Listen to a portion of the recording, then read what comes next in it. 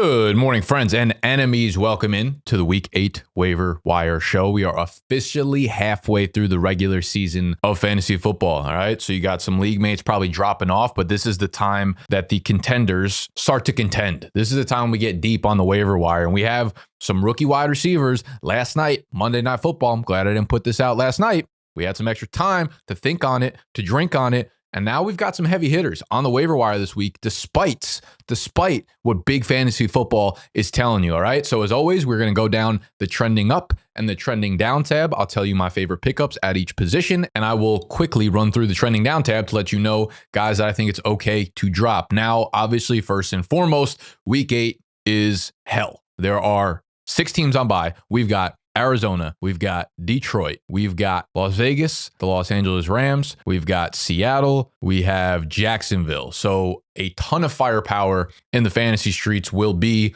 on your bench. So it is important that we can fill those lineups like they fill the Bavarian cream donut with the good stuff, all right? And for possibly the first time this year, we're going to start off with the quarterback position. So if you're not in, like, if you don't need a streamer, if you're not in a super flex league, this is pretty much for y'all out there, showing the super flexers some love. There have been a lot of quarterback injuries, all right? So we need to talk about what we're doing at that position. We've got Jayden Daniels suffering the hamstring strain, likely going to be out a couple of weeks. We've got Bryce Young already ruled out basically for Buffalo and likely going to miss another week on top of that. So we've got Andy Dalton stepping in. And that's actually it, unless Tyrod Taylor does get the nod to start over Justin Fields. So Dalton, I think, is likely a 1 or 2 week starter here. They play Buffalo at home, which I actually think is a good game script. Buffalo's defense has not been particularly good this year. I think they're going to have to throw the ball a lot in order to keep up. Marcus Mariota is probably more of a longer term play because of the severity of Jayden Daniels' injury. That being said, the state of the Washington offense right now is so tremendously bad. Like, Mariota does give you a little bit of a floor because of his rushing ability. He'll usually finish between, 20, 30, 40 yards on the ground. But right now, without Terry McLaurin, without Deebo Samuel, without Noah Brown, it's like, I don't even know what we could do at the wide receiver position that would help elevate any quarterback. So if you're desperate at QB in a super flex league, I actually think I'd prefer Andy Dalton. I think he gives you a higher both floor and ceiling realistically. Like, I think Dalton is someone that's going to be able to feed the pass catchers in this offense. I think Tet's going to see a nice little upgrade. Him and Leggett showed a little bit of juice at the end of the game on Sunday. I think Jalen Coker, who only ran 47% of the routes in his first game back, will continue to see more and more snaps and participation. So it's like a decent little receiving group they got over there. And I think Dalton can sling the ball. And we've seen him have random high ceiling games when he's filled in as a backup. So I don't want to overspend on any of these guys because I don't think they're long-term solutions for you. And even with Tyrod Taylor, like, you want to talk about a sorry state of receivers in Washington, it doesn't get any worse than the New York Jets because the Jets are without Garrett Wilson right now. The Jets have a wonderful matchup at Cincinnati in Week 8, but then they have their bye in Week 9. And I also, like, even if they name Tyrod Taylor the starter, I don't think that means he's guaranteed to be the starter for the remainder of the season. Like, if he goes out there and has 4 fucking terrible games, and maybe Justin Fields finishes the season. So again, none of them are huge pickups, but with 6 teams on bye, a lot of quarterback injuries. I know you super flexers are going to need some quarterbacks to step in and be able to play for you immediately. Now, Mariota and Washington, they play at Kansas City. Kansas City's obviously clicking on all cylinders right now. After Kansas City, they get Seattle, they get Detroit, and then they get one good game at Miami. But that's 4 weeks later. We might have Jayden Daniels back for that. And then there's the bye, and then they get Denver, and then they're at Minnesota. So it's not an easy slate by any stretch of the imagination here. So I'm not very high on Marcus Mariota, even though he might be a better long-term fill-in. If you're in like a full PPR league, I think there's like a decent chance you're better off going with like a wide receiver 2 or 3 in your super flex spot, which is not something I typically recommend. We can touch on Quinn Ewers here. I really don't think they're going to bench Tua at any point this season. I know there's going to be a lot of speculation, a lot of people wanting him to be benched, but fact of the matter is they gave him a terrible fucking contract and he is their starter for at least the remainder of the season. They can't cut him because the dead cap is just so enormous that it would ruin their franchise for a couple of years. Maybe they draft someone and Tua just kind of gets relegated to like the Kirk Cousins treatment in Atlanta right now. But it's not good out there. And I do think Tua is probably going to be the quarterback for the rest of the season at least. Moving over to the running back position, there's really not much on the waiver wire here. Kyle Monangai, I mean, he's only 11% owned, which is kind of surprising. They are fully kind of leaning into that Ben Johnson, David Montgomery, Jahmyr Gibbs style of offense, there's a few things that are clear to me. It's like, one, DeAndre Swift is for sure the guy in the backfield. He's, the starter. He's going to get the majority of touches. He's a better playmaker than Kyle Monangai, but it's also very clear that Ben Johnson and his trust level with Kyle Monangai is quickly shooting up. Swift looks great. Kyle Monangai looks really good. I will say this was a game script against the Saints on Sunday that, a lot of times we talk about this in the opposite way where you'll see guys randomly get huge target spike weeks and then everyone's like, oh, should we pick him up? But then you look at the quarterback and they're like, oh, he had 53 pass attempts, which is not normal. When he drops back down to 35, that target number for the receiver is going to go from 11 down to like 5 or 6. So we saw a little bit of that with the running game in Chicago, where it was like Caleb only had to throw 23, 25 times, and the running backs and the team overall had, 38, 40 carries in that game, which ultimately elevated Kyle Monangai's touch total. Did have a career day though, 13 for 81 on the ground, had the goal line score, 3 targets, 2 catches, 13 yards. So very efficient game, but again, Saints defense, they get a great slate of matchups now at Baltimore, who will have a much healthier defense coming off of the bye. So maybe not as easy, but we'll see. Cincinnati after that, the Giants after that. So it does get tough down the stretch, like playoffs at Philly, at Green Bay, Cleveland, Green Bay, at San Francisco. Like not an easy slate of games going into the real money-making weeks, but Kyle Monangai absolutely needs to be owned. He's clearly a guy that's going to see complete drives to himself outside of DeAndre Swift. Like this is a legit 60 to 40, 55 to 45, depending on game script, like split here between the two running backs. There's no rhyme or reason. He's not playing like third downs. He's not playing pass catching situations. It's very much Demont and Gibbs, where you don't really know why a guy's in on a certain drive, but they're just playing a lot of snaps, and that comes with a lot of touches because in a Ben Johnson run game, that interior of the offensive line that they invested so much money into is really, really like we're seeing the fruits come to bear here, and it looks really good. So Kyle Monangai, if something were to happen to DeAndre Swift, Monangai would be the top pickup of the week on that waiver wire show. I will say, if Swift were to go down, I do think Roschon Johnson would likely take a lot of pass catching work, which seems a little bit weird based on how much he's not playing, but he has a pretty good skill set. We've seen him do that in the past. So I don't think Monangai would be a bell cow, but he definitely needs to be owned. Brashard Smith, kind of interesting. Like the Chiefs got up so big on Sunday that he was like the entire second half. He got 19 touches, I believe, in this one and looked pretty good. Problem is, like, they still use Kareem Hunt. They use Isaiah Pacheco when they're in actual game scripts. Like Brashard Smith is only playing 5 to 10 snaps per game. I will say Kareem Hunt did bang up his ankle in this game. He ended up like returning, but not really playing or getting too many touches in the second half. And that does feel like a little bit of a sign that there's a possibility it ends up swelling that ankle throughout the middle of the week, and maybe he misses a game or two. So that's definitely something to keep an eye on. If he were to miss time, I think Brashard Smith would probably elevate his snap count a little bit. I think it'll probably be like Pacheco, 65 to 70%. Brashard Smith probably still in that like 30%. But when Smith is on the field, they do target him. They do utilize him a lot. So he's a PPR stash for sure. If something does come out about Kareem Hunt, like maybe he suffered a high ankle sprain, I think it's worth throwing a little bit of fab on Brashard Smith to keep him in check. And I think he's probably flex worthy in PPR leagues. Outside of that, I've talked about Isaiah Davis a bunch. He should be held just in case Breece Hall gets traded. And Breece Hall, kind of same thing with Kareem Hunt, did bang up his ankle a little bit, returned to the game in the second half. So it doesn't seem overly serious. But again, those things sometimes do swell up. And if Breece Hall misses time, Braylon Allen's already out. So Isaiah Davis would probably be like an 80% snap guy. They get a great matchup against Cincinnati. So he should be owned as well. Kendra Miller tore his ACL, which opens up maybe a secondary role for a guy like Devin Neal. He was a 6th rounder out of Kansas. Really high production guy in college. His film a little bit underwhelming. I don't think he's like that great of a running back, but like I don't think Kendra Miller was that great of a running back either. And they seemed really, really hard pressed to get him super involved in the offense. Whether that was like they really believed in Kendra Miller's talent, or they just felt like Alvin Kamara maybe wasn't the runner that he had been in previous years. And they're like, hey, we do feel like this should be a split backfield. Overall, I mean, I think Devin Neal's like a deeper league stash that you can kind of throw on the bench and see what happens over the next 2 to 3 weeks if he develops that Kendra Miller role, or if something happens to Alvin Kamara. Devin Neal does have the requisite size. He can catch passes. He does have a 3-down skill set, like 213, 215 pounds. So he would be a very big part of the backfield, but he's likely going to give you, 0 to 3 points a week while Alvin Kamara is healthy. So nothing I'm overly excited about on the running back position, really. We do have Zonovan Knight, who they have a bye in week 8, the Arizona Cardinals. He is the early down guy. They play Dallas after the bye, so I do think we get like at least one more week without Trey Benson. You could do worse, I think. The wide receiver position is where things get interesting here. Tez Johnson, we just heard that Last night, Mike Evans broke his collarbone, unfortunately, so he's going to be out for the remainder of the fantasy season, the regular season there. So Tez Johnson will see a big increase in snaps. I mean, now he's put together 3 back-to-back-to-back usable weeks in fantasy. Week 5, 4 for 59, only 36% of the routes. In week 6 against San Francisco, 72% of the routes. Only caught that one long pass, but it was a beautiful catch down the seam. 45 yards for the touchdown.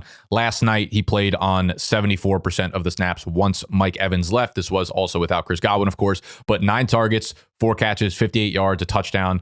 The dude is small, shifty, shaky. He gets open a lot, clearly has some chemistry with Baker Mayfield. They play the Saints in week 8, and then they have the bye. It's a little bit tough to really get a strong season-long outlook for a guy like Tez Johnson because we don't know the injury situation with Godwin. I think there's a good chance he's kind of chalked for the rest of the season. Not that I think he's going to be out for the rest of the season, but that he's like just really not going to produce anything fantasy relevant for your team for the rest of the season.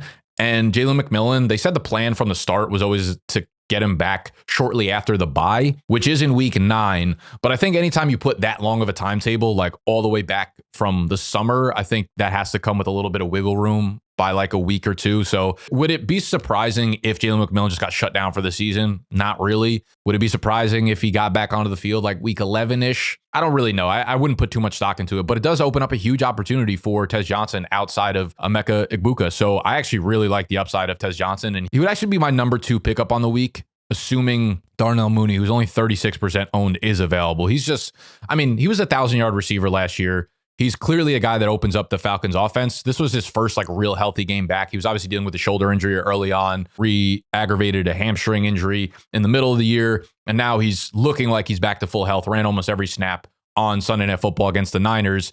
Mooney will have a really good game. So I think I prefer him to Tez Johnson just because we don't know the outlook of the other injuries in Tampa Bay. But I do like both of them a lot. There's no one else I love on this list, to be honest, that's, you know, normally owned, like less than 50% owned. Marvin Mims is just a roller coaster. Alec Pierce, good game. I'm not making too much out of it. He's just a best ball kind of guy. No Josh Downs. I felt like it was a little bit easy to predict.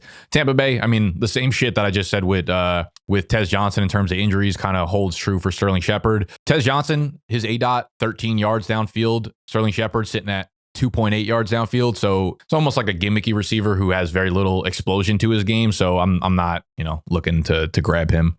We did bypass, I believe the name is Chimere, dike. You know, every time I say Dike, people are like, that ain't it. And I'm like, yeah, it didn't feel like it when it came out the mouth, but I don't, how else would you pronounce it? So I think it's dike. He had a big game with Calvin Ridley out, only played up 57% of the snaps. It's him. It's Alec it's Van Jefferson. It's not going to be him on a weekly basis. He's someone that I'm not about to overly invest into. I get it. If you needed a receiver in a deep league, sure, stash him, see what happens. But he's not a guy that fits the archetype that I like. A couple other names to throw out there. Right before I started filming, like not 30 seconds before, we got a report from Adam Schefter that Nico Collins suffered a concussion last night on Monday Night Football. That will be a close call to see if he can get back for week 8 because they play on a short week, obviously. You play on Monday Night Football. They play against San Francisco. You know, typically it's a 50-50 coin flip on whether or not a guy can return the following week after a concussion.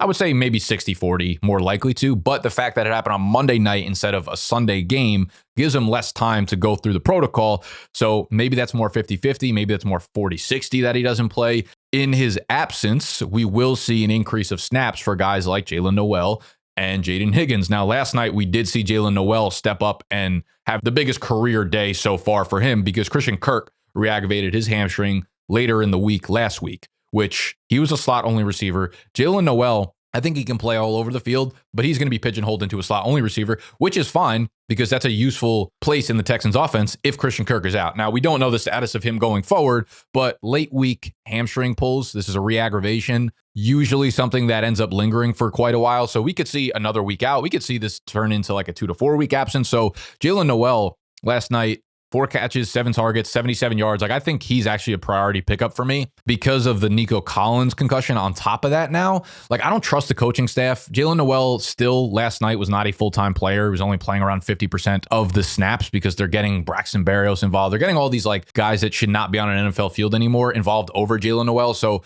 hard to trust the coaching staff. CJ Stroud's playing the worst ball of his career right now. Their offensive line can't hold up. So it's tough to invest into it, but if everything's just being condensed to like 2 or 3 players, and we just saw Jaylin Noel kind of have that breakout, he has the perfect profile, a day 2 pick. He's fast. He's a good separator. He's athletic.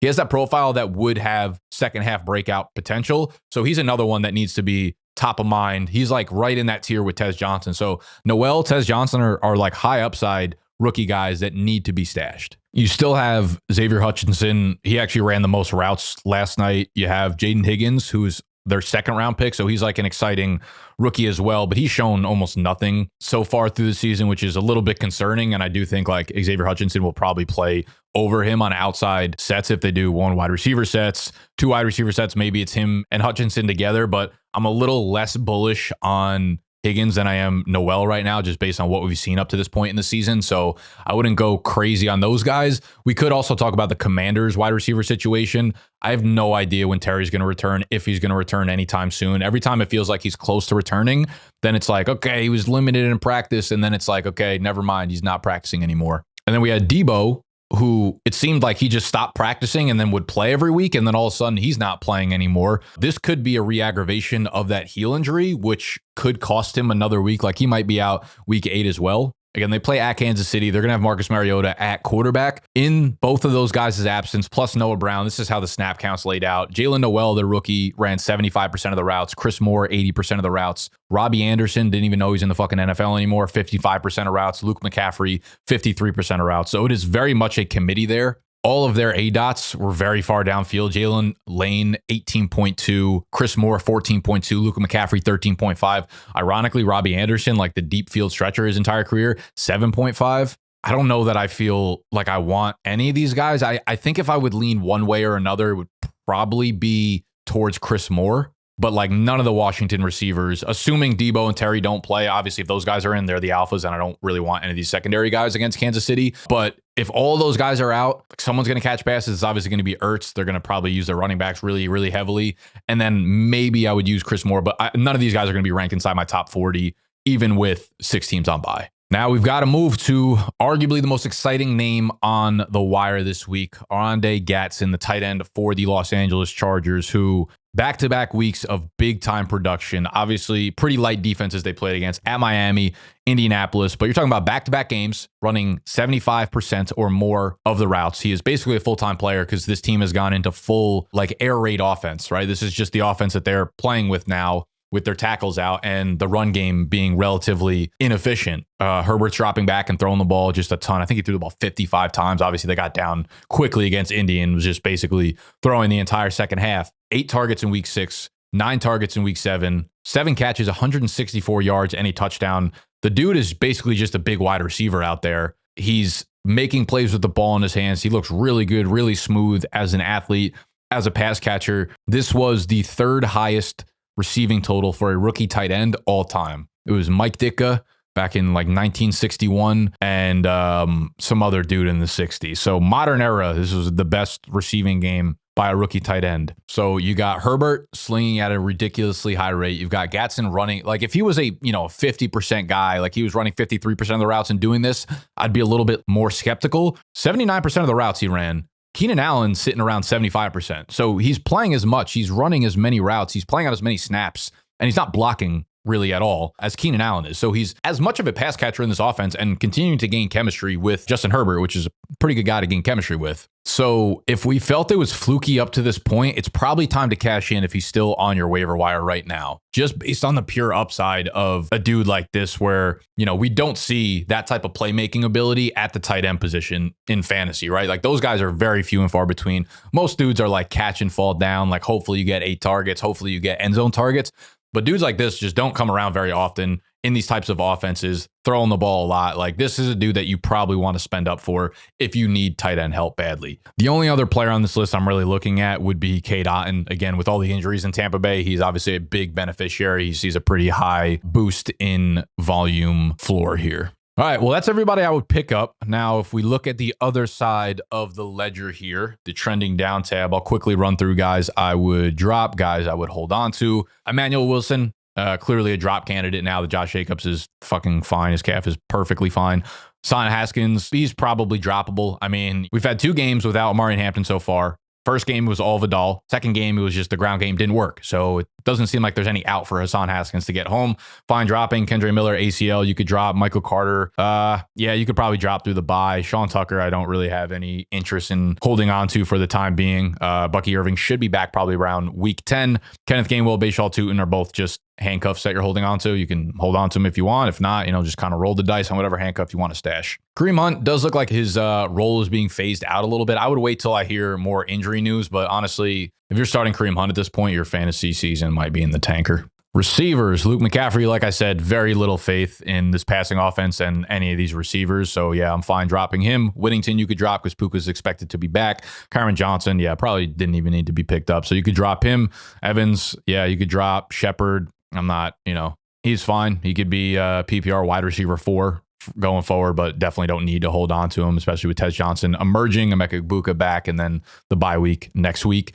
Kendrick Bourne, I'd hold on to him for right now. We don't know if Brock Purdy's starting. We don't know if Ricky P is going to be back. I think both are pointing towards that in the right direction, but I'm not overly confident in it. So, Kendrick Bourne obviously had a really bad down game, but we do have 2 good games, 1 bad game. If Mac Jones is under center, I still think that chemistry exists. It just didn't happen to go his way that time. So probably hold on to Bourne. Flournoy is definitely droppable with CD back. Trey Tucker, definitely hold on to it. Jacoby Myers trade rumors. Chris Moore, like I said, he's probably the preferred receiver in Washington, but I don't have a good feel for any of them. Judy, I would definitely hold on to. Tutu Atwell can be dropped. Luther Burden, hold on to. Little Jordan Humphrey could be dropped. Alec Maynor, I think you hold on to. Jacoby Myers, hold on to. Tyquan Thornton could be dropped. Keon Coleman, I mean, he's getting dangerously close to drop territory, but we'll see what he does against Carolina. If they come out of the bye and he's still wholly uninvolved and not making plays for Buffalo, I think he's definitely a drop candidate. Cooper Kupp, I mean, he's been held below 60 yards in basically every game except that week 2 game. He scored 1 touchdown on the year, so you could probably do worse as a PPR fill-in, but he definitely doesn't need to be held on to at this point. Calvin Austin, definitely not. Why is he always on these lists? Like, why are people picking him up? Darren Waller with the pec strain. We don't have news on the injury, so it's really hard to say right now. It does feel like it's going to be at least multi-week, so droppable if you need. Michael Mayer, definitely droppable. We expect Brock Bowers back after the bye.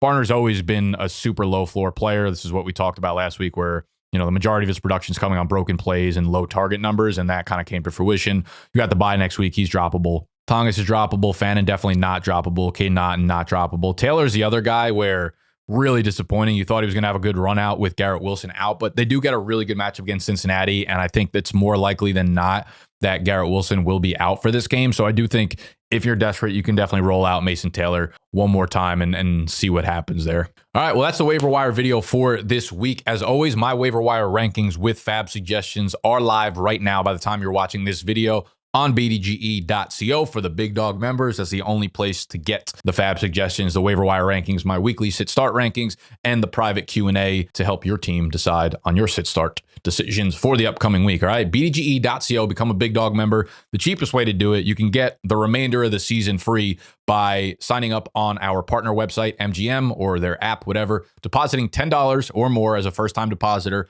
with code BDGE. Play any slip on there on MGM, and you will get a promo code to use on our website. Big Dog membership free for 3 months, thanks to the great people at MGM. All right, cheapest way to get it. Love y'all. I will see you tomorrow for the running back rankings video. Smoochies.